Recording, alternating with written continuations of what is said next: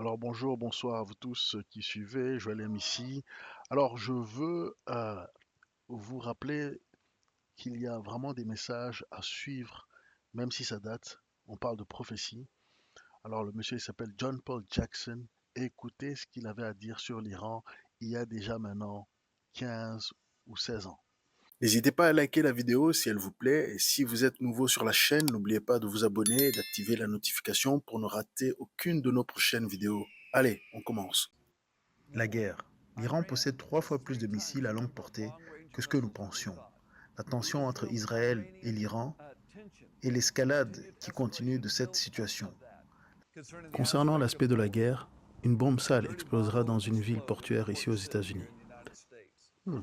Israël connaîtra de nouvelles attaques plus dévastatrices avec la libération de matériel nucléaire. Israël ripostera alors par des tirs de missiles et finira par bombarder l'Iran.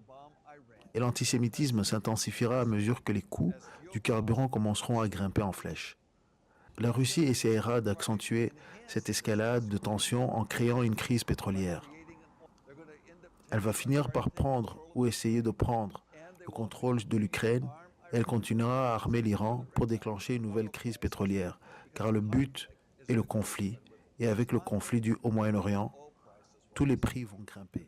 Et la Russie a besoin que le prix du pétrole monte en flèche afin de remplir ses obligations financières et de reconstruire les infrastructures qu'elle tente actuellement de reconstruire. Il y aura une mentalité de type mère Russie qui est en train de recréer l'ancienne Union soviétique. On ne peut plus l'appeler Union soviétique. Je ne sais pas, mais je sais ceci. La Russie relève à nouveau la tête et un vieux monstre sort d'hibernation. Lorsque le président Moubarak en Égypte ne sera plus le leader de l'Égypte, une nouvelle direction terroriste prendra sa place. Le terrorisme commencera à prendre encore plus d'ampleur, un profil plus élevé qu'auparavant. Le Pakistan finira par devenir beaucoup plus orienté vers le terrorisme et deviendra un précurseur de terroristes encore plus qu'aujourd'hui.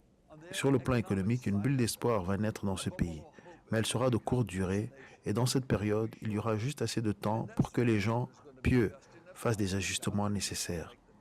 Cependant, ce ne sera pas le moment de s'endetter davantage. La tension qui s'intensifie entre l'Inde et le Pakistan est également un autre problème. Dans le système politique, la question de la violence juvénile en Grèce, qui est à l'origine des émeutes qui ont lieu dans ce pays. Il réclame de plus en plus un gouvernement mondial, tant dans le monde qu'aux États-Unis, car la crise financière et les implications mondiales de toutes choses poussent les gouvernements nationaux vers les solutions mondiales. Même un pays comme la Chine et ici aux États-Unis, qui sont traditionnellement de féroces gardiens de la souveraineté nationale, on en entend de plus en plus parler.